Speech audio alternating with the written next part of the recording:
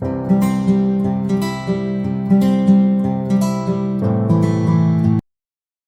morning, staff. We're back again to your favorite channel. Not sure about the favorite part, but yeah, definitely. I know a lot of people actually do get invested and watch this. And I would say, look, I really want to thank all the people, all the 44 people that have been part of this show and really given an insight in their lives. Look, we are all in a very busy life and we all have to, find a way to know each other. And I do think it's one of the best ways to know us.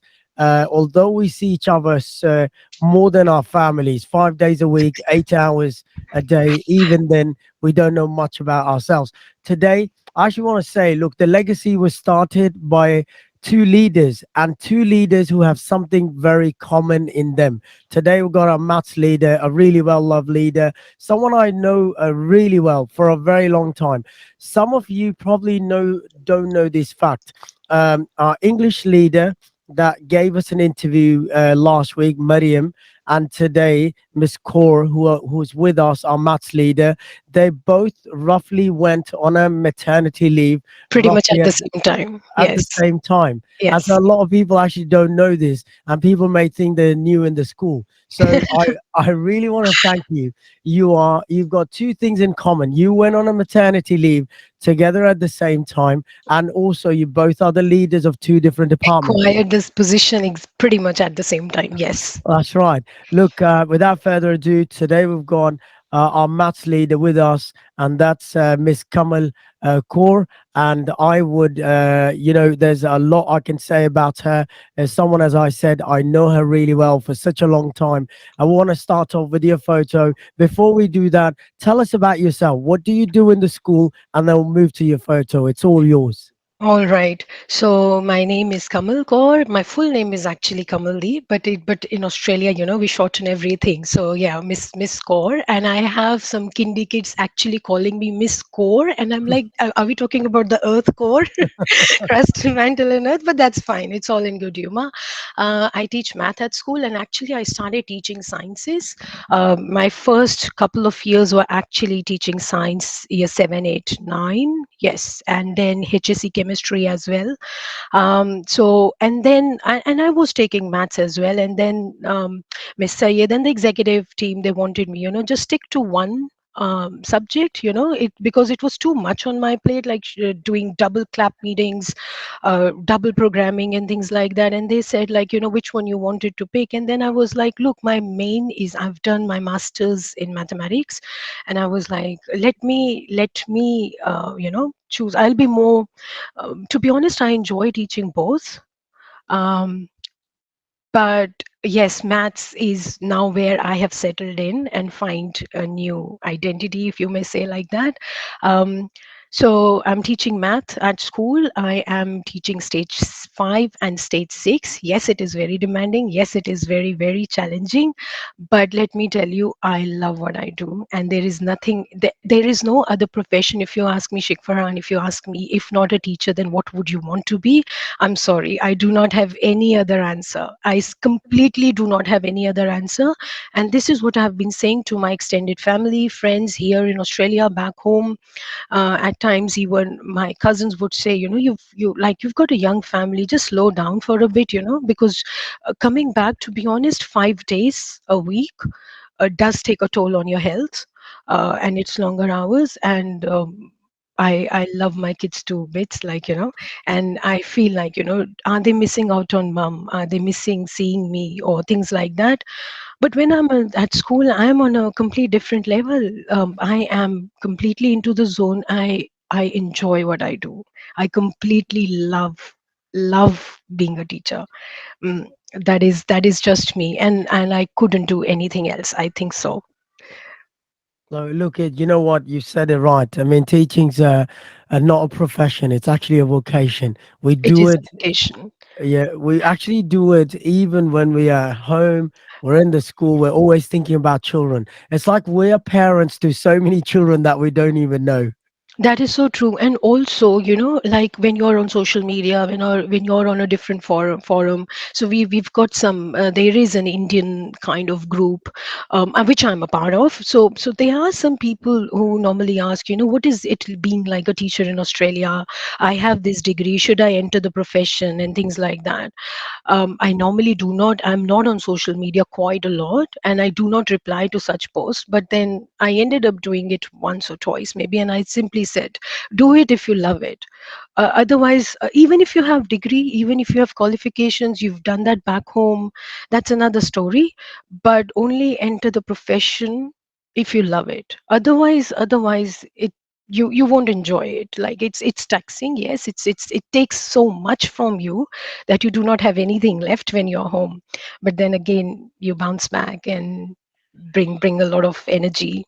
No, that's Yeah. so true. Tell us about yourself. Look in the back. I think it's very easy to guess. I am going to make, I will make a guess, and I do think you're on my far left, and that's you. Tell us that about that photo. What you're that doing is so there? true.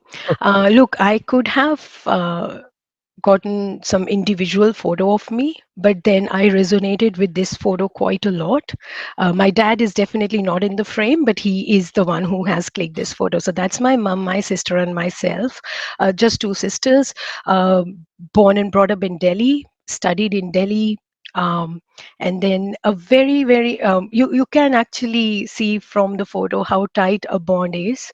I they My kids are my husband, my kids, my in-laws, they are my heart and soul. But then my mom and my sister, my dad, like they mean the world to me. They're everything. They are my little universe. If you want to know more about me, a very, very simple life. My mom retired as a teacher. My dad was also in an Indian government position. By the way, I hail from a Sikh family, so my we if you know Sikhism, I'm very sure you know that. So, the ardent followers of Guru Nanak and the legacy behind.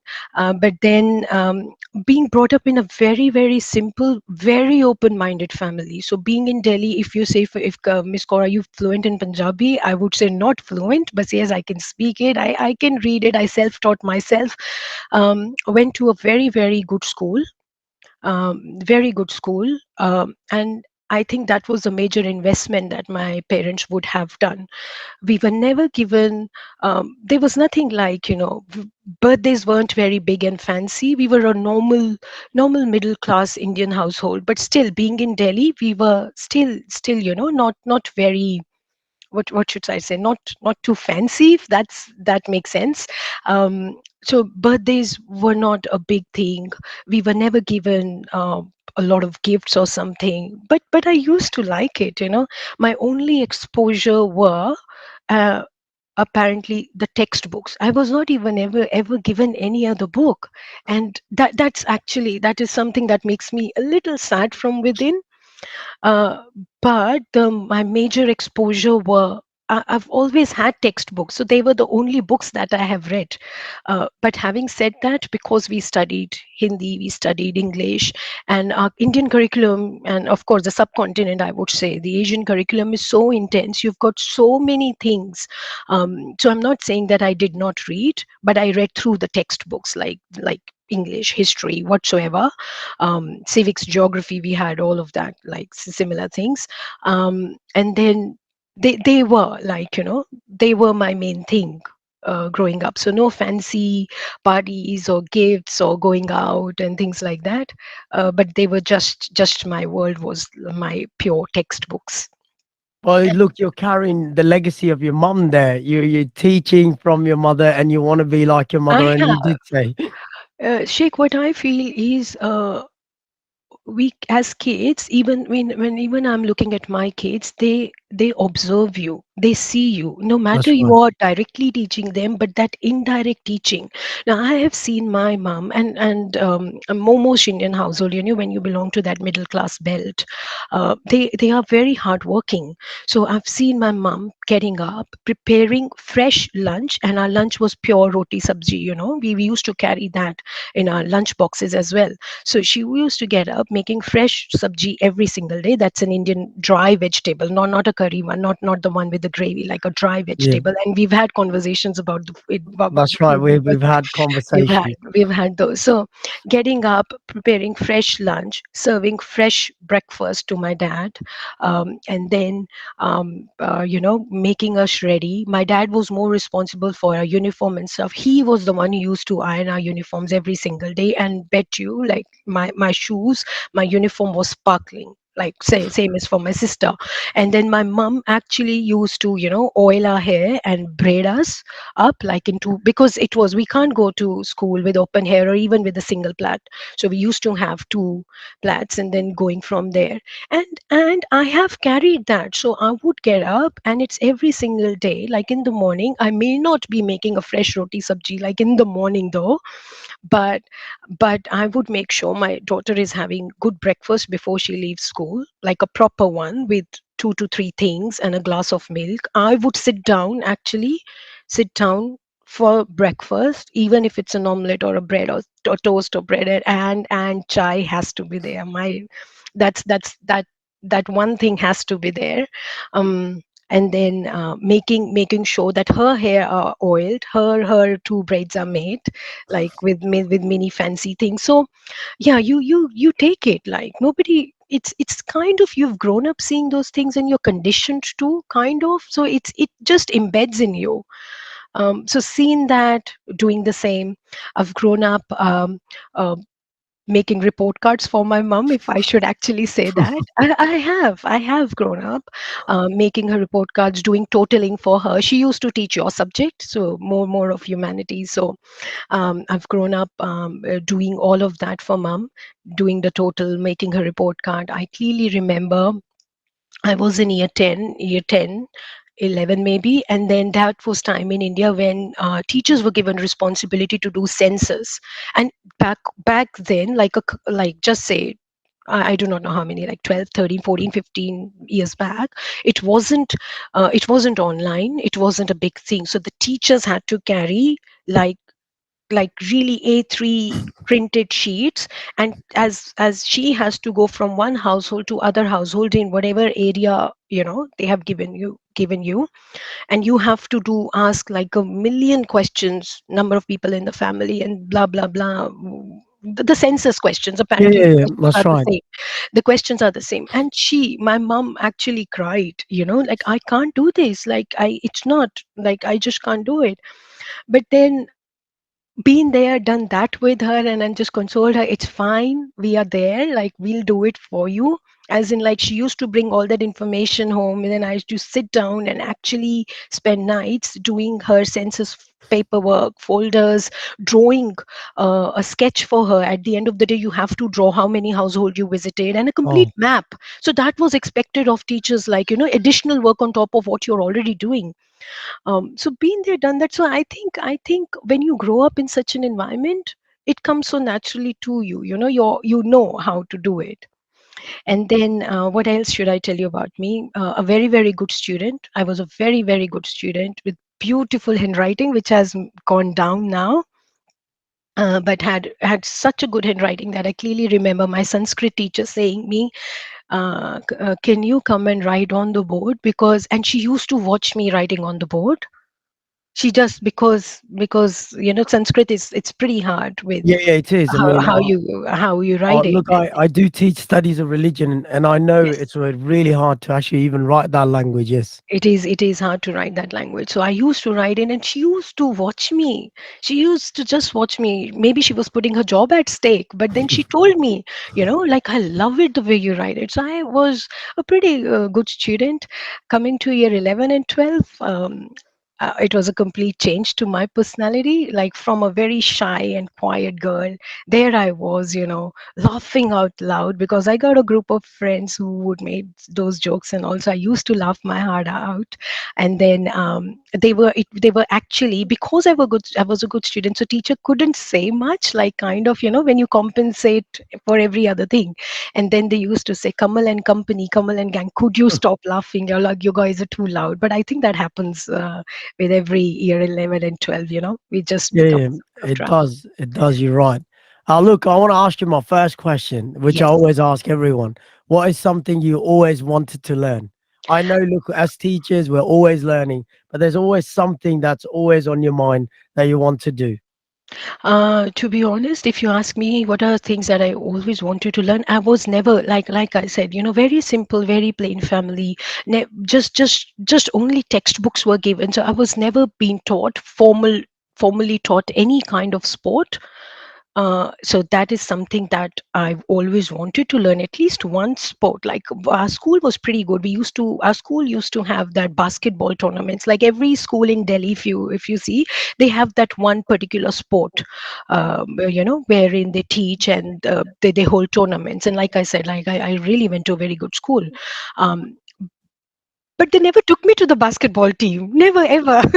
So I missed out on that, never given any exposure. So any kind of sport, that is one thing. The other thing was, my mom never did it, but I've seen my aunties doing, my buas and my masis, they're doing knitting. So knitting is something like, I would want to learn that. I would want to knit beanies and sweaters and jumpers. So that is another thing that I would want to learn. The other thing that I want to learn, which is baking. Like I can make like ready to make, ready mix cakes and stuff, but that is on a higher level, like a proper design and a good baking, like kind of, professional, if you would want to say that. So these are a few things that I really really want to do. Well, look, I you don't know what? consider it. I'll tell you what. With the basketball, don't worry. I think Miss Mawas is our sport teacher. I know she's good at basketball as well. And do you teach year tens? I do. Well, then you've got They some are. really good They are. basketball players in there. So there's always opportunity. Your students love you, and there's always something. We can always. There's no age limit when it comes to learning, and I second well, that. yeah, and as you said, sometimes we live such a minimalist life, and this is every family story. Going back to those days, we were raised like that. That's why we're so Absolutely. grateful. One of the We things are. that we find in the children today that they're not really grateful and they're not happy with I what would they have. I Is would also like to add there, children these days, what I have noticed, and I ended up telling my year 10s, your Asian counterparts, they are learning a lot more than what you guys are doing. And then Hadi and other kids, Miss, you're comparing and things like that. Look, I said, look, I'm not comparing. I'm still teaching Australian curriculum. I'll still deliver you Australian curriculum. But let me tell you, like, it's not that they don't do sports, it's not that they don't do, but we were being thrown, things were thrown at us. If I open up NCRE books, like we did a lot more, to be honest. And then going back, like you mentioned, we've been raised on those days. So even if there was a power outage, like we actually spent our nights. There was a rooftop, there was terrace, like every yes, household will have access to terrace. So I have spent my nights watching the night sky, but kids these days, they do not. Like we were happy even there was no light, but then there was a people tree. I do not know, is there an English name for that tree? is do you know that people tree, like I know it's which one you're talking it's not about. banyan. It's not banyan, No, but it's the one which gives oxygen during the night as well. So yeah, so enjoying that night breeze and watching the night sky, because there were no inverters, no generators actually, and the power outage used to happen every single night for at least an hour or so. Uh, but then, yeah, that was such the simplicity and beauty of life there. that's right. And We this were is what raised like that. we were raised like that. And I also tell kids these days, learn for life, just do not learn for the assessment, just do not learn. And that is why that's the thing. Like when I teach year 11 now and 12s now, they're learning just for the sake of HSC, you're learning just for the sake of that particular assessment task. But if that's my everyday statement, that if I go to class, learn for life. Like even if you're not using that, I do not know, maybe you grow up and you teach your own kids that particular topic, That's even if right. you're not using it in your everyday life, just in case, like with maths, such question is normally asked, Miss, why are we learning, we are where we are going to use this, and things like that. But enjoy that learning, that I would say. I think it's all I can based speak on at length, actually. I thought I would not speak much, but I can speak at length now. no, no, that's what teachers have the ability. I tell you what, we have the ability and we actually don't know our superpower. That's our superpower. We know how to talk, we know how to teach. I don't know. Yes, I know how to teach now. Yeah. Look, my next question, and something I would know, I would say, you know, so many things well, but if I was to ask you, there's few things that you wouldn't like to say. What is something, or what are the few things that you know really well? I know teaching well. I know teaching well. I know that I'm a good teacher, and I always reflect. Like, even if I always reflect, it's not that my lessons are super excellent. We are all learning. We are all working towards it, and it's a skill. It will come nice and slow to you, wherein you understand what your kids, students are doing, and things like that. But yes, I can vouch. Like, when I explain, they do get it. They may forget it. That's another story, but they do get it. That's one thing. The other thing, if you say what I'm good at, I am really good at making Indian flatbread. I am good at making roti and chapatis and paranthas and stuff. If I do not know if the people who will be watching it may know, may not know this, and I am actually good at making, and I make it every single day. So I clearly remember when Mr. Gami and Miss Naimullah were there in our, when we were sharing the staff room, and we would have these mini conversations, and they would say, like, are you serious? Do you make roti every single day? And I said, look, it's not a big deal, like, and it is absolutely not a big deal. I can make it, like, I can make one under a minute, like, it doesn't take that long, or maybe two under a minute, kind of. So it is just not a big deal. So I'm actually good at those things. With curries and stuff, I'm not very consistent. So some days, so my husband takes care of the veggies and stuff. I may not be very good at that, but I'm good at the bread side of it. Do you So know what? I tell you what, the bread's the hardest one. no, There's people say that. No, no, no, no, no, no. It's not true. It's not true. You well, know what? That's an easy thing. You're never judged on the bread. It will come out nice and slow, soft. That's uh, fine. I It would, I know people are not judged on that, but I tell you what, that's the hardest one. People, what they really resent, they'll make the whole entire food, but but they they will would. not make the bread. So I'm on the other side. Maybe I enjoy making bread because number one, you're very consistent. There's no particular flavor to the bread, but you just need it. With you cannot have Indian meal without I roti think chapati. it's the shape. It's also, Oh, you know, shape is not a problem with me and anyway. there was some people, if I was to make a bread, I'll probably make Australian map better than making a round one because I am actually, if you were to ask me which side I am, I'd say I'm neither on the cooking side and nor on the bread side. I can boil eggs and I'm really good at that. Boil eggs, bread and jam, bread butter. Yeah, Yeah, I'm very good at that. that's all good. Well, look, you know what? As I said, and I definitely I can vouch for you. You know, with our conversations and that we've had in the past, I know you're a great learner, and you're always trying to better yourself, as you said. And I can definitely say you are a great teacher.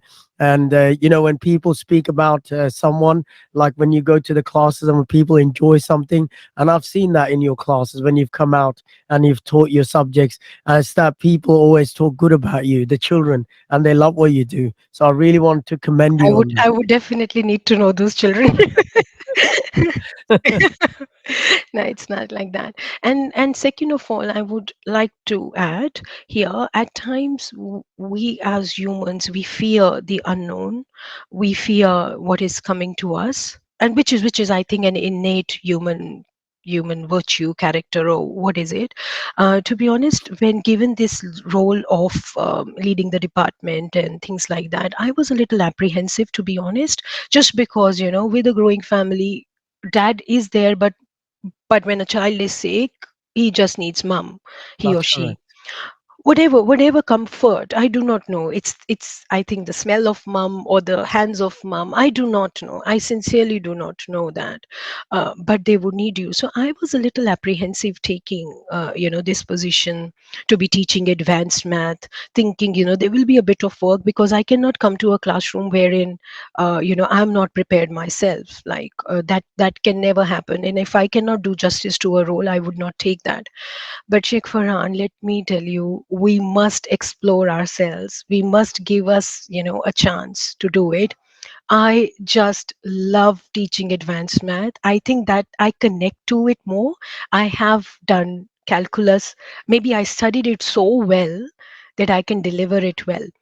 To be honest, I now if you ask me, and I ended up saying this to Miss Mona as well, I never knew this side of me because I was not given the opportunity, or not taking that one. And then you think so much.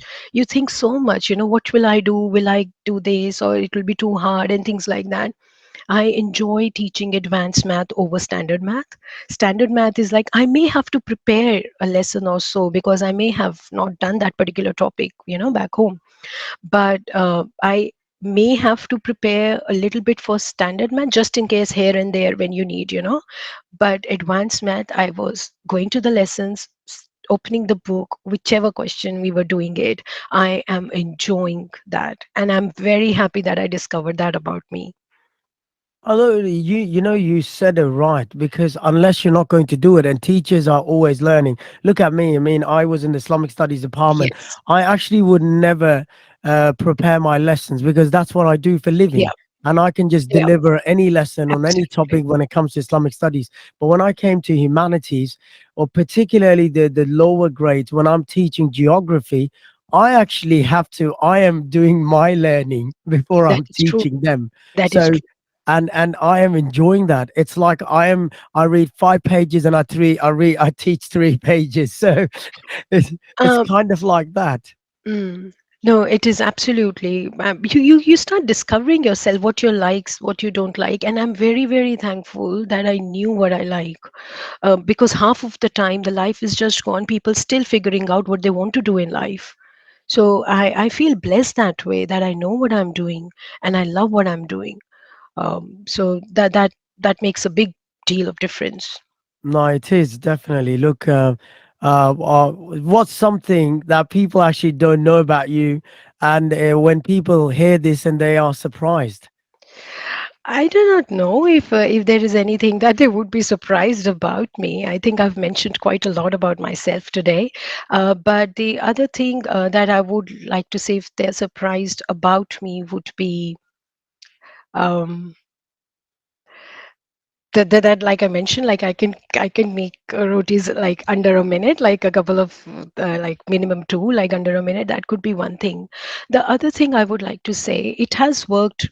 Actually, I would twist a little bit of question. I'll answer you, but I'll twist it a little bit. What has surprised me over my 10 years here in Australia is, you would not believe, Sheikh Farhan, and it has happened with me a multiple times. I have had, and it has surprised me actually. I have had people from different ethnicities, from different backgrounds, random people, I've never known them in my life, come to me and actually say me, look, you're such a familiar person. Where have we seen you before? I just can't recall where I've seen you. And it over my 10 years, it has, I'm not exaggerating. I'm completely not exaggerating. It happens minimum um, 2 to 3 times in a year. It just happens. So I do not know, and that surprises me actually. I do not know whether it's a very common face or it's a very Indian face. I do not know that. But I have had my first ever visit here in Australia was a huge Diwali party, and I had this Greek lady, like a Greek lady. Like I never knew her, and she approached to me and, where have I seen you before? So that is something that has surprised me. The other thing, like I mentioned, and the photo is still there. If people would want to find it surprising, I speak to my mum every single day, like 3 to 4 times, like every single day. If you want to take it like as people will be surprised about Well, me, that's yes, there would be. That clearly reflects, like what kind of bond do I share. It's not like, so it has to be a morning call and a bed night call, like Australian times, and my mom will be up. Like if it's even sometimes, when I park the car at school, my mom will be up, and that will be like what, 3 a.m., 3:30 a.m. back home, back in Delhi. But she would wake up around that time because she would, whatever her routine is, like, she would wake up during that time, and I'll speak with her when it's the sleep time for me. I would just a little bit checking on my parents. um and it's not very hard, and in between, like when I say 3 to 4 times, then a couple of times it would be just a simple text. They would ask me how I am, and it's just this conversation, just this, how are you? That is the only thing. That is the only thing. Because God, like, by God's grace, they have visited here once. It's been once, but they spent good 6 months here with us. So they knew what kind of routine it is and things like that. So now everything has boiled down to this particular question: how are you? That is it. They would ask about me, my family. I would ask about them, but it has to happen. So if that is something surprising. The other thing, sorry, I'm talking. I'm No, no, just no. It's talking. all I'm on good. the go. It's all good. It's all good. The other thing I would say, if people will be surprised about me, whatever the law of attraction has worked for me, in the sense, just in the sense, when I was a student, when I studied chemistry, things like dipole moment, dipole interaction, and electron affinity, and all, I just studied it. I never got it like as a student. So that thing was always in my mind. Look, I spent good hours of my life, hours, like months, maybe like, well, yeah, doing something that I did, but I just do not know what is it. But when I came here, science was given to me. You begin your career with science, and then I was also given the opportunity to teach HSC chemistry, and there I was. Look, like I wanted to, because I had that gap in my mind. So there was something, when there is a call from within, like I have missed out on that. I'm just giving you teaching examples, but there are other examples as well.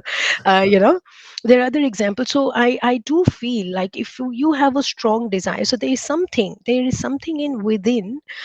If you think about it consciously, subconsciously, so it was always in my back of my mind. I've done it, but I still don't know it.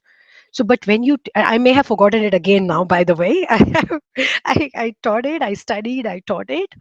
I've forgotten it now.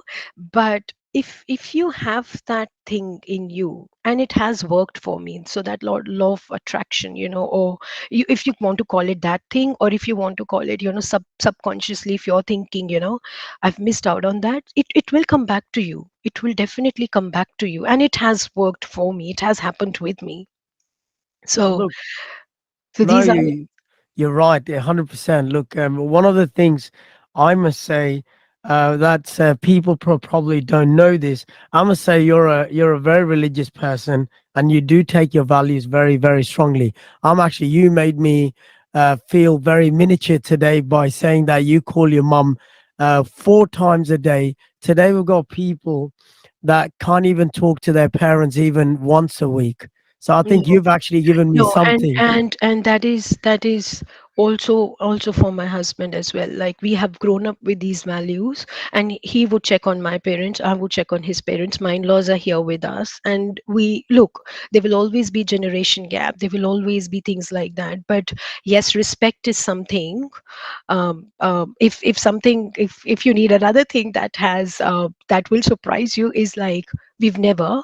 I can vouch for myself. I've never answered back. Never ever. And now it is a cultural thing, or a value based thing, or whatever the case may be. I've never answered any my set of parents, or my other set of parents. I've never answered them back. So it and it's not easy, though, to be honest, but it's not that hard as well. It is not that hard. At times it's good to be just a listener, because everybody wants to vent out. And nobody they and there's nothing like that. If they're happy that way, I think our life is sorted. If elders are happy, then you feel that you're blessed. So I feel in that way. I may not be very, very religious, but yes, I am. But then the fear of God, the fear of hurting anyone, is always in my mind. It is something that will always be there. Well, look, I'm definitely going to tell my eldest to actually listen to the last part, to not talk back to your parents. Hopefully, he can he can take something from there.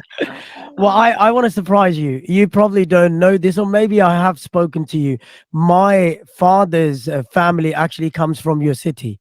So my father Delhi. was, Yes. I think So I think you mentioned. I think you as a, mentioned your mum is from. yeah, my Yeah, father's not born in India, but his family actually comes from Old Delhi. So Old Delhi. yeah, so that's where they migrated and crossed the borders and came to Pakistan.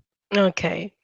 I Yeah. think we all, I think that was the time wherein after partition things became ugly and things like that, but it was never the case. It was never the case. And if you talk about Sikhism history as well, so Guru Nanak Shah Fakir, they call him Fakir, and he was born in a Hindu family, but then started off with a new religion.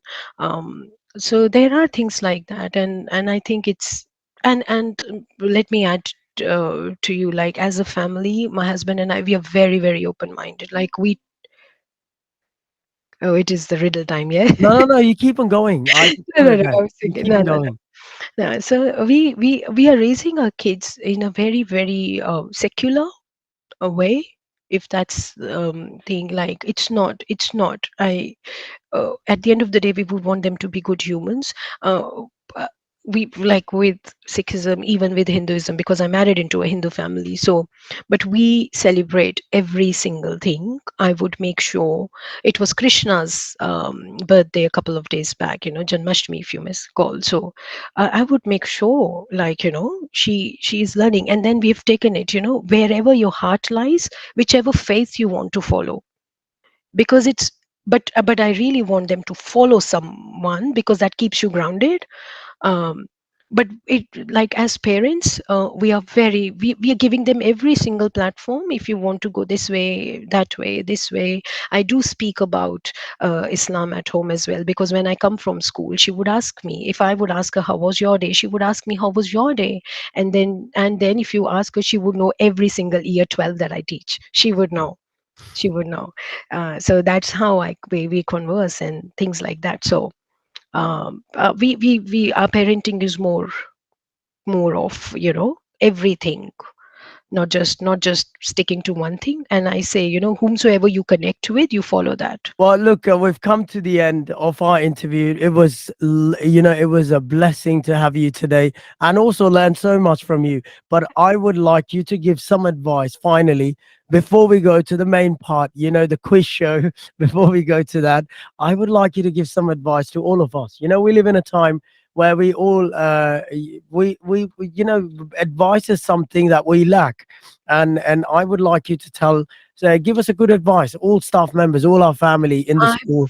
That's I would something that like we to can say, reflect on. yes, please. I would like to say, please speak. We all are going through tough times.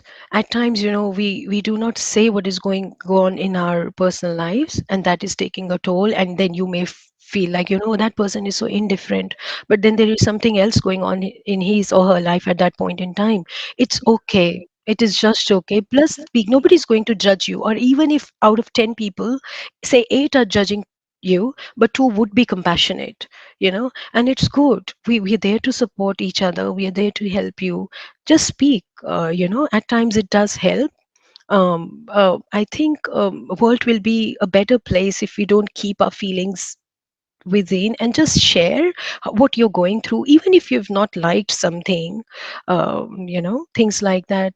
I tell students as well, just ask me. You shouldn't be hesitant or reluctant, asking questions. That's fine. I may not be, because at times, and when you say that, then everybody will raise their hand, and then you cannot cater to everyone because you have to move on as well. So there is, but then for especially for the staff, especially, we all are overwhelmed. There is lot to do. We all are doing our best. We all love what we are doing. But shout out, speak. I think that's going to help. That will actually take, care. That is a part of well-being, actually. Whatever you need, you're not getting thing. If you cannot do your duty on the day, just speak to one of us. You're not feeling well, and we all are. Somebody's coughing, somebody's sneezing. It's just in the air post COVID. Just seek help. If you can't do it, more than happy to help you, more than happy to do my share, or any one of us. We all are giving. So, and then things like, I would say, just speak up, speak your mind. We I may not be a good listener all the time, but there will be some part of me, I will be considerate about you. like, okay, she's going through this and this time, or something is wrong, I would have that. And this is what I would want to bring to school community as well. I know there are confidentiality matters and things like that, but even if we are given a heads up, this particular student is going through this in his personal life, as a teacher I would be more considerate, rather than, at times I do understand there are privacy things, but even if we are given, an overview, not details, not details, but I think these things help. So just speak up. No, no, definitely. What a great advice. Look, it was a great pleasure to speak to you, but it's not over yet. It I is not will. over yet, because if you ask me more, I'm ready. My kids are up now, but I No, feel no. like we Look, should it be able was to. I would say I can keep on going, and I can keep on going as well. it was a blessing, and thank you Thank so you. much Um, for um, being part of this. But as I said, it's not over yet. thank I've you. got my fun part, the quiz Sure. show. There's Yes. no prizes after that, but I can speak Oh, to Sam. Maybe he might be giving prizes to the people who get these questions right. oh my So God. after Okay. that, look, you're going to be hearing the quiz, and I will mute my mic. Just put a thumbs up if you can hear it. If Oh, not, sure. I will try it again, Okay. and I'll let you do it. And I'll give you 20 seconds, 30 seconds, 40 seconds, however much time you need to answer these questions. Sure. All Don't give right. me a hard one. They're all for fun. Trust me. I cannot answer. If you ask Then me, answer it nice and to, quick. if you ask me to save my life, I wouldn't be able to answer any of these quizzes myself. Okay. All right. Where are you Let getting them from? this is this is from I should have YouTube. done a bit of research then that way. That's right. That's right. Rabbit Hutch Mystery. A farmer keeps rabbits in 3 large hutches that stand in a row in his backyard. Each of the hutches is painted a different color: red, yellow, and green.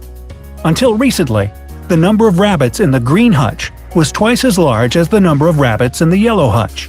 Then, one day, the farmer took 5 rabbits out of the left side hutch and gave them away to the local school's pet corner. He also took half of the rabbits that remained in the left side hutch and moved them to the red-colored hutch. Can you guess what color the left side hutch is?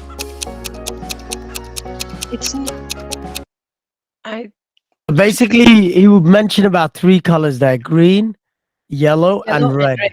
But Yeah. the hutches that you're showing, they are not color. The Yeah. speaker is saying that they are meant Yeah. to be those Yeah. colors. Yeah. Yeah. That's right. That's right. So he's just I, asking you, I what do won't. you think the left-hand side hutch is? I would go by yellow, and because just that's my favorite color. That is All it. right. Let's look at that. If that is the right answer.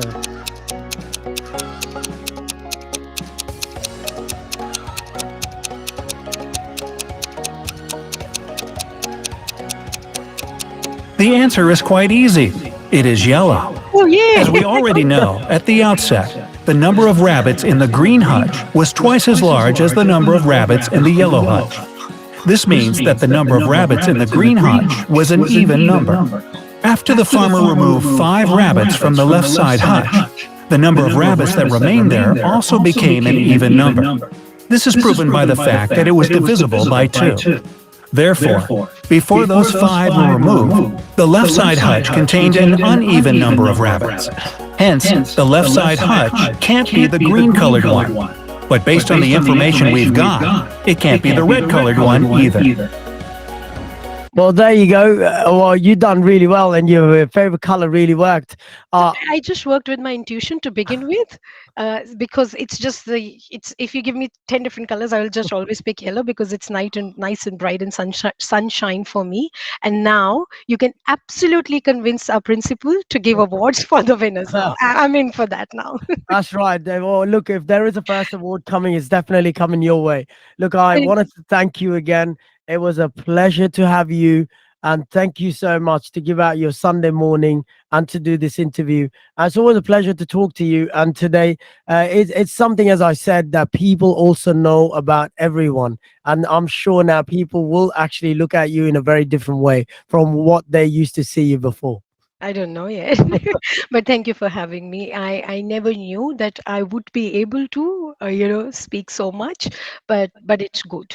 Thank Look, you. Thank you for Thank having you so much. And you have a good one, and look after your children and spend the time with them. Thank you. Thank Bye. you so much. Bye bye.